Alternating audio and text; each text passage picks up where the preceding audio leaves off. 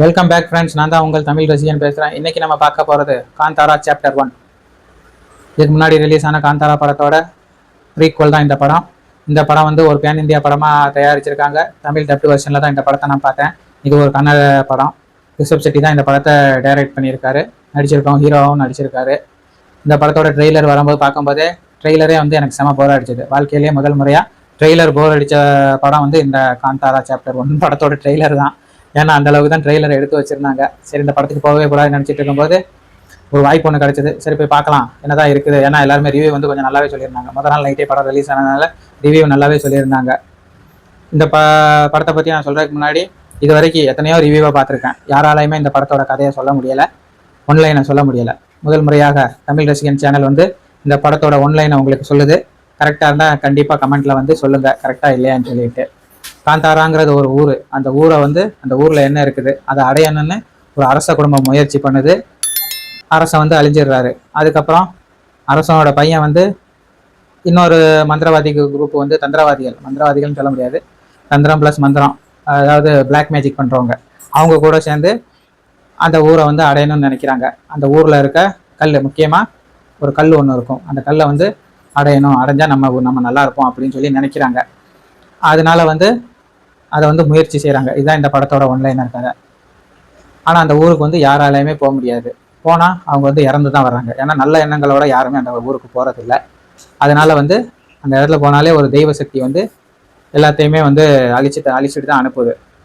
படத்தில் வந்து ஒரு 2 மணி நேரம் வந்து ஐயோ அந்த ஊரான்னு சொல்லி எல்லாரும் பயப்படும்போது, அப்படி என்னடா ஒரு ராஜ குடும்பமே பயப்படுற அளவுக்கு அந்த ஊரில் என்னடா இருக்குது அப்படின்னு சொல்லி நம்ம நினச்சிட்டு இருக்கும்போது ரிஷப் செட்டி வந்து ஒரு டிரான்ஸ்ஃபார்மேஷன் ஒன்று பண்ணுவார். சும்மா வேற லெவலில் தெரிக்க விட்டுருப்பாங்க. அதனால தான் பயப்படுறாங்களோ அப்படிங்கிறது அந்த இடத்துல தான் நமக்கு ரிவீல் ஆகும். அது செமையாகவே இருந்துச்சு. அதே போல் படம் ஃபுல்லாகவே ஏகப்பட்ட விஷயங்கள் வந்து இவங்க ட்ரை பண்ணியிருக்காங்க. இந்த படத்தை வந்து 125 கோடி ரூபாய்க்கு தான் எடுத்திருக்காங்க அப்படிங்கிறது என்னால் நம்பவே முடியலை. ஏன்னா இப்போ இருக்க சினிமாக்கள்லாம் 300 கோடி 400 கோடின்னு எடுத்துகிட்டு படத்தில் பார்த்தா ஒன்றுமே இருக்காது, நடிகர்கள் மட்டும்தான் இருப்பாங்க. ஆனால் இந்த படத்தில் எல்லாமே புதுமுகம் தான். தெரிஞ்ச முகங்கள்னு பார்த்தா ரிஷப் செட்டி, ருக்மிணி வசந்த், ஜெயராம், அவ்வளோதான். மற்றபடி யாருமே தெரியாது, எல்லாமே புதுமுகம் தான். அந்த அளவுக்கு இந்த படத்துக்கு வந்து என்ன தேவையோ அதை செலவழிச்சிருக்காங்க, யாருக்கு கொடுக்கணுமோ அதை செலவழிச்சிருக்காங்க. அதுதான் இந்த படத்தோட மெயின் ப்ளஸ்ஸாக சொல்லலாம். படத்தோட லென்த் வந்து 2.25 மணி நேரம் இருக்குது. 2.25 மணி நேரம் அவசியம் இல்லைன்னு நினைக்கிறேன். ஏன்னா ஃபர்ஸ்ட் ஹாஃபில் பார்த்தீங்கன்னா காமெடின்னு சொல்லிட்டு ரொம்ப எரிச்சலாக இருக்கும். ஒருவேளை வந்து கன்னடத்தில் வந்து அந்த காமெடியெல்லாம் நல்லா ஒர்க் அவுட் ஆகிருக்கான்னு தெரியல. தமிழில் வந்து சுத்தமாக ஒர்க் அவுட் ஆகலை, சிரிப்பே வரல. அதுக்கு மேலே இரிட்டேட்டிங்காக தான் இருக்குன்னு சொல்லணும். படம் வந்து ப்ரீ இன்டர்வலில் தான் டேக் ஆஃப் ஆகுங்கும்போது ரொம்ப ஓவராகவும் ஹைப் பண்ணாமல் நீட்டாக வந்து ஒரு இன்டர்வலில் கொடுத்து அதுக்கப்புறம் படம் வந்து அப்படியே ஹை பாயிண்டாக தான் போயிட்டு இருக்கும். அதுக்கப்புறம் கீழே இறங்காது. ஃபர்ஸ்ட் ஹாஃப் தான் கொஞ்சம் லேகிங்காக இருக்கும், செகண்ட் ஹாஃப் லேகிங் ஆகிற மாதிரி இருக்கும். ஆனால் அதுக்குள்ளே வேற முயற்சி பண்ணிடுவாங்க. இந்த படத்தில் ட்விஸ்ட் அண்ட் டர்ன்ஸ்னு எதுவும் கிடையாது. இந்த ட்விஸ்ட்டை வந்து அடிக்கடி படம் பார்க்குறவங்க வந்து ஈஸியாக ப்ரெடிக்ட் பண்ணிடலாம். அந்த ட்விஸ்ட்டு தான். ஆனால் அதுக்கான பொட்டென்ஷியல் வந்து அந்த ஆட்களுக்கு கொடுத்ததெல்லாம் செமன்னு சொல்லலாம். படத்தில் ஏகப்பட்ட கூஸ் பம்ப்ஸ் இருக்குது.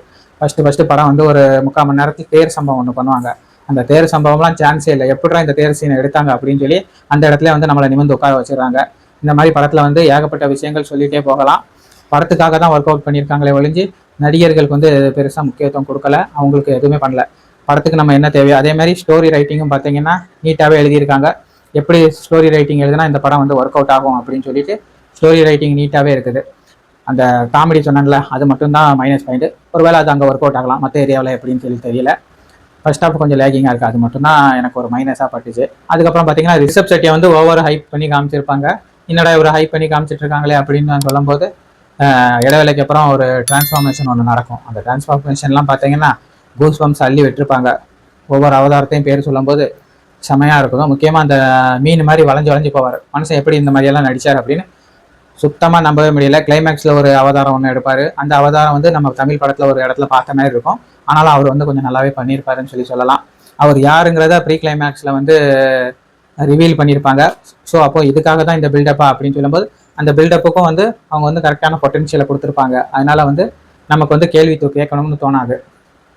முக்கியமாக ஸ்பிரிச்சுவல் சம்மந்தப்பட்டவங்க வந்து இந்த படத்தை பார்த்தாங்கன்னா ரொம்ப நல்லாவே என்ஜாய் பண்ணுவாங்க. ஏன்னா வந்து ஸ்பிரிச்சுவல் விஷயம் நிறைய பேர் ரிவ்யூ பண்ணுறதுல பாதி பேர் என்ன சொல்லி சொன்னாங்கன்னா ஸ்பிரிச்சுவல் விஷயத்தை வந்து ஓவராக காமிச்சிட்டாங்க, அதுதான் ஒரு மைனஸ்ன்னு சொல்லி சொன்னாங்க. ஸ்பிரிச்சுவல் விஷயம்னாலே மைனஸ் அப்படிங்கிற டாக் வந்து இப்போ தமிழ் சினிமாவில் நிறைய போயிட்டு இருக்குது. அது அப்படியே கொஞ்சம் கொஞ்சமாக வேற ஒரு சினிமாவுக்கும் போய்கிட்டு இருக்கு.